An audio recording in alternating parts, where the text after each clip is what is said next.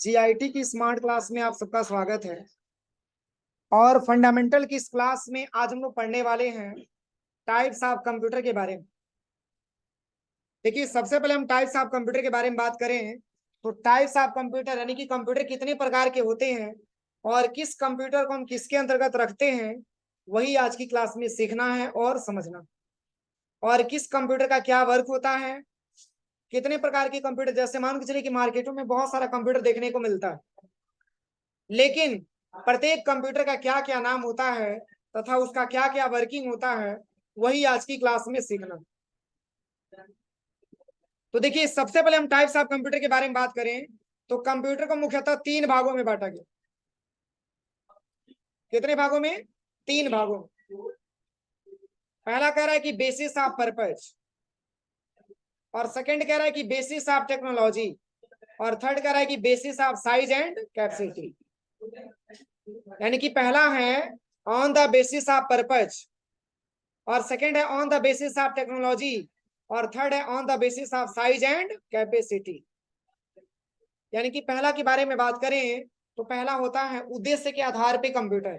इसमें 2 प्रकार के कंप्यूटर आते हैं, एक आता है जनरल पर्पज कंप्यूटर और एक आता है स्पेशल पर्पज कंप्यूटर। अगर हम on the basis of technology के बारे में बात करें तो इसमें 3 प्रकार का computer, analogue computer, digital computer और हाइब्रिड कंप्यूटर। और on the basis of size and capacity के बारे में बात करें तो इसमें 4 प्रकार का computer, super computer, main frame computer, mini computer और माइक्रो कंप्यूटर। समझ में आया? तो देखिए, इसमें सबसे पहले समझना है on the basis of purpose, यानी कि उद्देश्य के आधार पे जो कंप्यूटर होता है वो कैसा कंप्यूटर होता है, इसका क्या प्रयोग है, यही आज की क्लास में सीखना है। यानी कि सबसे पहला जो हमारे पास आता है वो है उद्देश्य के आधार पे कंप्यूटर। और देखिए, उद्देश्य के आधार पे 2 प्रकार के कंप्यूटर होते हैं, एक होता है आपका जनरल पर्पज और एक होता है आपका स्पेशल पर्पज। अगर हम जनरल के बारे में बात करें तो जनरल का मतलब होता है समान। क्या होता है? समान।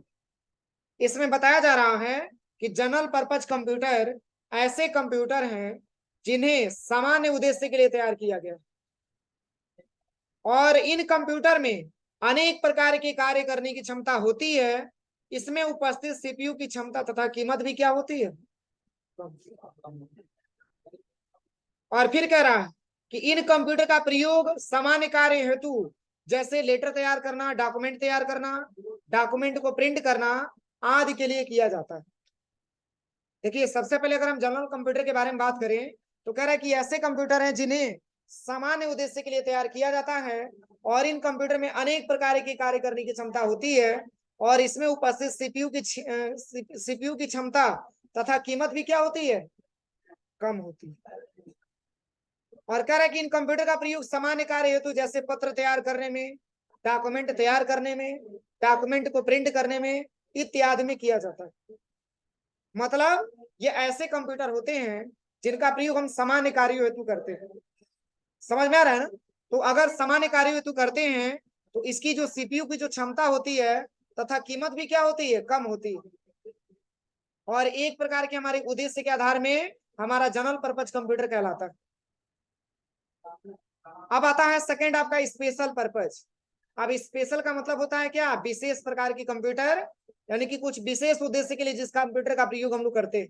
जैसे लिखा है कि स्पेशल पर्पज कंप्यूटर ऐसे कंप्यूटर हैं जिन्हें किसी विशेष कार्य के लिए तैयार किया जाता है।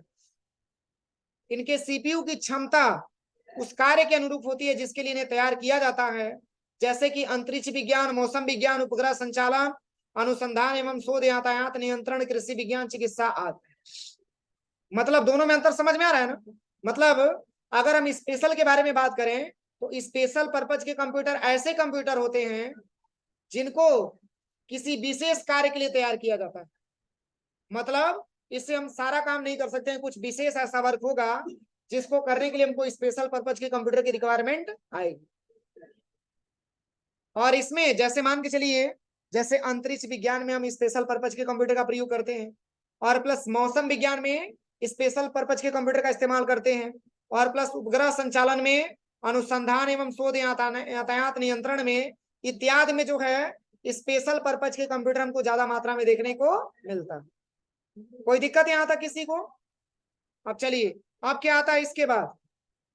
On the basis of technology या on the basis of mechanism and technology, यानी कि कार्य प्रणाली के आधार पे, यानी कि तकनीक के आधार पे मैं पहला कौन सा कंप्यूटर? Analogue computer. और एनालॉग कंप्यूटर के बारे में अगर हम बात करें तो देखिए, इसी का फिगर मैंने कल दिखाया था ना, इसी का तो फिगर मैंने दिखाया था। इसका मैंने क्या नाम दिया था? मल्टीमीटर। और देखिए एनालॉग कंप्यूटर आता है किसके अंतर्गत? On the basis of technology के अंतर्गत, यानी कि वह कंप्यूटर जिसका प्रयोग हम तकनीकी के रूप में करते हैं, टेक्नोलॉजी में करते हैं। जैसे इसमें लिखा भी है, देखिए कह रहा है कि एनालॉग कंप्यूटर वे कंप्यूटर होते हैं जो भौतिक मात्राओं जैसे दाब, तापमान, लंबाई, ऊंचाई आदि को मापकर उनके परिमाप अंकों में व्यक्त करते हैं। और ये कंप्यूटर किसी राशि का परिमाप तुलना के आधार पर करते हैं, जैसे कि थर्मामीटर। देखिए थर्मामीटर भी एक प्रकार की कंप्यूटर है। कैसे? क्योंकि टेम्परेचर नापता है और ये कंपेरिजन के बेस पे आपका रिजल्ट बताता है। जैसे मान के चलिए कि जैसे स्वस्थ मनुष्य का शरीर का टेम्परेचर क्या होना चाहिए, उसके बाद से अगर उसकी फीलिंग, मतलब जैसे मान के चलिए कि अगर फीवर हो गया, उसकी शरीर अगर ज्यादा मात्रा में कंपन कर रहा है या उसका टेम्परेचर बहुत ज्यादा हाई हो गया, तो उसकी जांच करने के लिए हम थर्मामीटर का ही प्रयोग करते हैं। तो थर्मामीटर के माध्यम से ये चेक कर पाते हैं उस नंबर के माध्यम से कि इस व्यक्ति का टेम्परेचर क्या है, यानी कि नॉर्मल व्यक्ति के जैसा है कि नहीं। समझ में आ रहा है ना? तो थर्मामीटर भी एनालॉग कंप्यूटर के अंतर्गत आता है, जो हमारे शरीर की टेम्परेचर के माध्यम से हमारी जो शरीर की टेम्परेचर होती है उसको वो नंबर में कन्वर्ट करके बताता है कि इनको फीवर है कि नहीं है, यानी कि इनका टेम्परेचर क्या है, आसानी तरीके से हम बता सकते हैं। समझ में आया? अब इसके बाद से लिखा है कि एनालॉग कंप्यूटर मुख्य रूप से विज्ञान और इंजीनियरिंग के क्षेत्रों में प्रयोग किए जाते हैं, क्योंकि इन क्षेत्रों में मात्राओं का अधिक उपयोग होता है। उदाहरण के लिए एक पेट्रोल पंप में लगा एनालॉग कंप्यूटर पंप से निकले पेट्रोल की मात्रा को मापता है और लीटर में दिखाता है तथा उसके मूल्य की गणना करके स्क्रीन पर दिखाता है। जैसे मैंने कल भी आपको एग्जांपल इसके बारे में बताया था कि जैसे मान के चलिए कि अगर हम पेट्रोल भरवाने जाते हैं, अगर हम टंकी पे पेट्रोल भरवाने जाते हैं तो जितने रुपए हम उसको पैसा पेमेंट करते हैं उसके नीचे क्वांटिटी लिख देता है कि कितने ग्राम आपको पेट्रोल चाहिए, यानी कि एक प्रकार का वो भी आपके पैसे से कंपैरिजन करके और कितनी क्वांटिटी में आपको पेट्रोल मिलना चाहिए वो आसानी तरीके से आपके मशीन पे दिखा दे रहा है, इसलिए उस मशीन को हम एनालॉग कंप्यूटर बोल सकते हैं।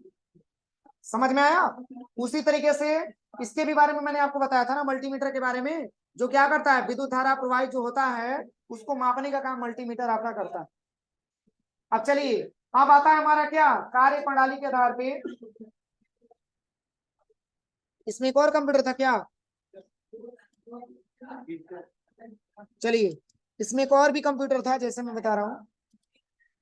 एनालॉग कंप्यूटर के बाद डिजिटल कंप्यूटर। देखिए अभी तक तो मैंने आपको एनालॉग कंप्यूटर के बारे में पढ़ाया, लेकिन अब आता है आपका क्या, डिजिटल कंप्यूटर।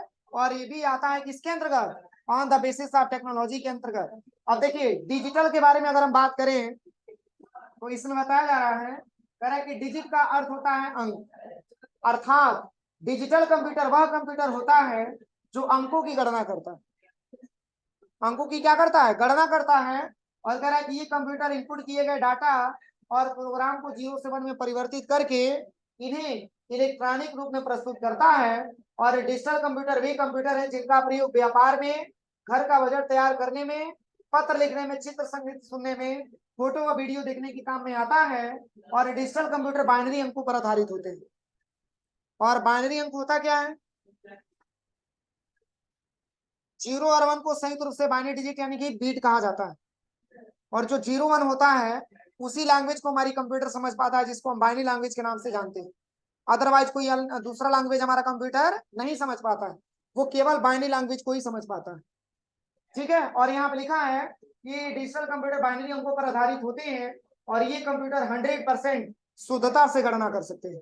ये किस कंप्यूटर की बात हो रही है? Digital computer. मतलब ये ऐसे कंप्यूटर होते हैं जिसका प्रयोग हम अंकों की गणना करने के लिए करते हैं और ये 100% प्योरिटी यानी कि शुद्धता से गणना कर सकते हैं। ऐसे कंप्यूटर को डिजिटल कंप्यूटर बोला जाता है। अब चलिए, अब इसके बाद से कौन सा कंप्यूटर? Hybrid computer. तो जैसे अगर हम हाइब्रिड के बारे में बात करें तो हाइब्रिड का मतलब होता है अनेक गुण धर्मों वाला, यानी कि यह ऐसा कंप्यूटर होता है जिसमें एनालॉग के भी गुण पाए जाते हो और प्लस डिजिटल कंप्यूटर के भी गुण पाए जाते हैं। ऐसे कंप्यूटर को हम हाइब्रिड कंप्यूटर नाम देते हैं। और लिखा है कि इनका भी प्रयोग वैज्ञानिकों द्वारा शोध कार्यों में किया जाता है। सबसे ज्यादा इसका प्रयोग रिसर्च के सेंटरों में और साइंटिस्ट लोग इसका सबसे ज्यादा प्रयोग करते हैं, क्योंकि इन क्षेत्रों में जो है, इन क्षेत्रों में आपका जो है किसका प्रयोग होता है, टेक्नोलॉजी का और अंकों का भी प्रयोग किया जाता है।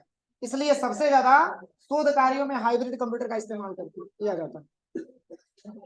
अब चलिए, अब तीसरा ऑप्शन क्या दिया है, on the basis of size and capacity, यानी कि आकार और क्षमता के आधार पे कंप्यूटर। तो देखिए इसमें पहला आता है क्या,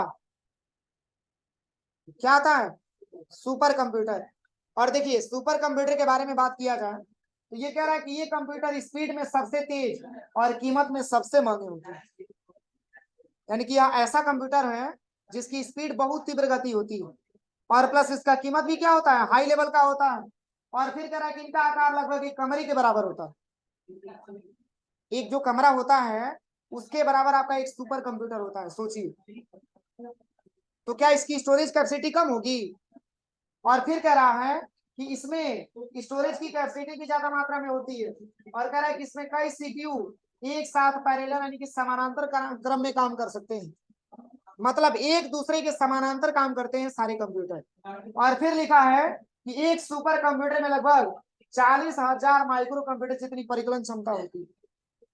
मतलब 40,000 अगर आप माइक्रो कंप्यूटर जितना लगा देंगे उतना कैलकुलेशन करेगा, चाहे जो उतना उस अपना वर्क करेगा उतना आपका एक सुपर कंप्यूटर करता है। अब अंतर क्या है, तो इसकी जो क्वालिटी होती है वो बहुत ही हाई लेवल की होती है और इसकी स्टोरेज की कैपेसिटी भी बहुत ज्यादा मात्रा में होता है। और फिर कह रहा है कि इसकी जो गति होती है उसको मेगा फ्लॉप में मापा जाता है। किसकी गति को, सुपर कंप्यूटर की गति को, यानी कि सुपर कंप्यूटर की जो गति होती है उसको मेगा फ्लॉप में मापा जाता है। और कह रहा है कि पहला सुपर कंप्यूटर साइबर क्रे 1979 में बनाया गया था और पहला भारतीय सुपर कंप्यूटर परम 1995 में बनाया गया। ये दोनों एग्जाम में बहुत ज्यादा मात्रा में पूछता है कि पहला सुपर कंप्यूटर का नाम बताइए या पहला भारतीय सुपर कंप्यूटर का नाम बताइए। तो आप ये समझ सकते हैं कि पहला सुपर कंप्यूटर साइबर क्रे 1979 में तैयार किया गया था और पहला भारतीय सुपर कंप्यूटर परम 1995 में तैयार किया गया। अब चलिए, अब इसके बाद से क्या आता है, मेन फ्रेम कंप्यूटर। अब देखिए अभी मैंने आपको बात किया सबसे पहले कि सुपर कंप्यूटर की जो साइज होती है वो लगभग एक कमरे के बराबर होता है। और अब हमारे पास आता है मेन फ्रेम कंप्यूटर। और देखिए कह रहा है कि ये कंप्यूटर आकार में सुपर कंप्यूटर से कम होते हैं तथा मिनी कंप्यूटर से बड़े होते हैं। ये किस कंप्यूटर की बात हो रही है, मेन फ्रेम कंप्यूटर की बात हो रही है। यानी कि जो मेन फ्रेम कंप्यूटर होता है उसका जो आकार होता है वो सुपर कंप्यूटर से छोटा होता है तथा जो आगे हम मिनी कंप्यूटर पढ़ने वाले हैं उससे क्या होता है, बड़ा होता है। और फिर लिखा है कि इसकी प्रोसेसिंग की स्पीड भी तथा इनकी कीमत भी सुपर कंप्यूटर से कम और मिनी कंप्यूटर से अधिक होता है। और लिखा है कि इसमें स्टोरेज की कैपेसिटी भी सुपर कंप्यूटर से कम होता है तथा मिनी कंप्यूटर से अधिक होता है। मतलब क्यों कंपैरिजन किया जा रहा है, क्योंकि सुपर कंप्यूटर की जो साइज होती है वो बहुत ही ब्रॉड लेवल की होती है, एक कमरे के बराबर होता है। तो इसकी अपेक्षा अगर हम बात करें मेन फ्रेम के बारे में तो मेन फ्रेम उससे क्या होता है, छोटा होता है और मिनी कंप्यूटर से क्या होता है, बड़ा होता है। और फिर लिखा है यह लगातार काम करने में सक्षम है, इस पर अनेक यूजर एक साथ काम कर सकते हैं क्योंकि इस पर अनेक terminals monitor keyboard plus mouse के लिए एक ही सीपीयू प्रयुक्त होता है। जैसे ये ऐसे कंप्यूटर होते हैं, जैसे मान के चलिए कि एक मैंने सीपीयू कहीं लगा दिए और उसी सीपीयू से मैंने सारे कंप्यूटर को जोड़ दिया। समझ में आ रहा है ना, जैसे मान के चलिए कि आप लैब में जाएंगे तो हर एक सिस्टम में आपको सीपीयू मिलेगा ना, लेकिन ये ऐसा कंप्यूटर होता है जिसमें मात्र एक ही सीपीयू प्रयुक्त होता है और बहुत सारे कंप्यूटर को ये चलाने का काम करता है। जैसे देखिए कह रहा है कि अनेक terminals monitor keyboard plus mouse. अगर अनेक टर्मिनल्स के बारे में बात करें तो हर एक यूजर के पास मॉनिटर होना चाहिए प्लस माउस होना चाहिए प्लस कीबोर्ड होना चाहिए, लेकिन इस पूरे कंप्यूटर को चलाने का काम, ऑपरेट करने का काम मात्र एक ही सीपीयू करेगा। तो क्या इस सीपीयू की स्टोरेज की कैपेसिटी कम होगा, बोलिए ज्यादा होगा, तभी तो सारे सिस्टम को कंट्रोल कर पाएगा। एक जगह से मैंने स्विच दबाया तो सारे सिस्टम हमारा चलना स्टार्ट हुआ, और एक जगह से मैंने स्विच बंद कर दिया तो सारे सिस्टम हमारे बंद हो जाते हैं। तो एक प्रकार का हमारा मेन फ्रेम कंप्यूटर होता है। इसका भी यूज सबसे ज्यादा जैसे बड़े बड़े कंपनियों में इसका प्रयोग किया जाता है। जैसे आपने देखा होगा कई सारी बड़ी बड़ी ऐसी कंपनियां होती हैं जो अपना कई सारा कंप्यूटर लगा रखा, लेकिन उसकी मॉनिटरिंग करने के लिए एक जो है बढ़िया कंप्यूटर ऑपरेटर को भर्ती करता है, और वही कंप्यूटर ऑपरेटर पूरे कंप्यूटर को ऑपरेट करने का काम करता है। चला रहे हैं सभी यूजर, लेकिन एक मॉनिटरिंग करने का काम मात्र एक ही ऑपरेटर करता है। अगर कोई गलत भी हो जाए तो भी उसको मिस्टेक को रोकने के लिए जो मेन ऑपरेटर होता है उसको हेल्प लेना होता है। तो इसका प्रयोग बड़े बड़े कंपनियों में ज्यादा मात्रा में किया जाता है। अब चलिए, अब इसके बाद से क्या आता है, मिनी कंप्यूटर। अब देखिए मिनी कंप्यूटर क्या होता है, तो कह रहा है कि इनका आकार एक छोटी अलमारी के बराबर होता है। किसकी बात हो रही है, मिनी कंप्यूटर की बात हो रही है। और कह रहा है कि ये माइक्रो कंप्यूटर की तुलना में अधिक शीघ्रता से कार्य कर सकते हैं। यानी कि जो माइक्रो कंप्यूटर जो अभी हम लोग आगे पढ़ने वाले हैं उसकी अपेक्षा अगर हम बात करें मिनी कंप्यूटर के बारे में तो उससे बहुत ही फास्ट काम करता है और बहुत ही तेजी से काम कर सकते हैं। और कह रहा है कि इनकी जो डाटा ट्रांसफर की जो रेट होती है वो 40 लाख बिट प्रति सेकंड होती है। ये 40 लाख बिट प्रति सेकंड के माध्यम से ये डेटा ट्रांसफर करने का काम करता है। और फिर लिखा है कि प्रारंभ में मिनी कंप्यूटर स्पेसिफिक टास्क के लिए डिजाइन किए गए थे, जैसे इंजीनियरिंग कंप्यूटर रेटेड डिजाइन, और वास्तव में अब नए पर्सनल कंप्यूटर इतने पावरफुल हैं कि मिनी कंप्यूटर का इंपॉर्टेंस कम हो चुका है। मतलब इसका प्रचलन पहले बहुत ज्यादा था, लेकिन इस समय माइक्रो कंप्यूटर इतना ज्यादा मात्रा में आ चुका है इसलिए इसका प्रचलन दिन प्रतिदिन खत्म हो चुका है। आज इसका प्रचलन उतना नहीं है।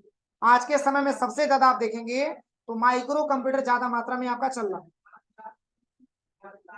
समझ में आ रहा है ना, क्यों, क्योंकि इसकी साइज भी छोटी है और प्लस इसमें स्टोरेज की कैपेसिटी भी अच्छा है और प्लस इसकी डाटा ट्रांसफर रेट भी बहुत अच्छा है। जो इस समय की माइक्रो कंप्यूटर हम लोग प्रयोग कर रहे हैं वही ऑप्शन इसमें दिया है। देखिए देखिए क्या रख रहा है, कह रहा है कि माइक्रो कंप्यूटर एक ऐसा कंप्यूटर है जिसमें माइक्रो प्रोसेसर इसके सेंट्रल प्रोसेसिंग यूनिट के रूप में होता है, और मेन फ्रेम और मिनी कंप्यूटर की तुलना में इनका आकार क्या होता है, छोटा होता है। और फिर कह रहा है कि माइक्रो कंप्यूटर में प्रोसेसर के रूप में माइक्रो प्रोसेसर का प्रयोग किया जाता है, और यही वजह है कि इन्हें माइक्रो कंप्यूटर कहा जाता है।